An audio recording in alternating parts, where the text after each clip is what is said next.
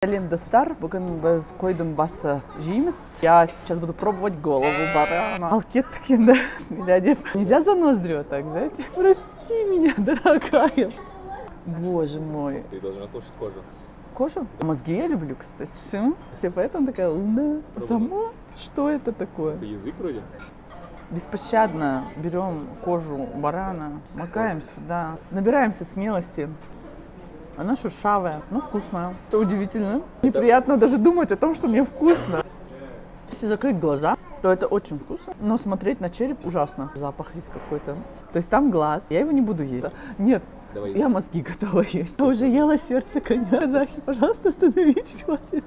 Тут зубы, Здесь тут вот волосы смотри, еще. Это нормально, что у него волосы. Чей-то, да? Чей-то, да. Как оказалось, у барана очень маленький мозг. Вот. О, ребята. Раз, два, три. Ну, такой жирный просто.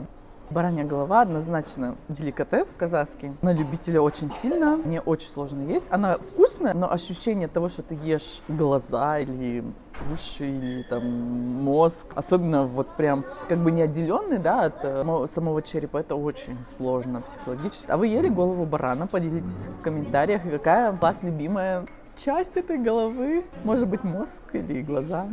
Пишите в комментариях.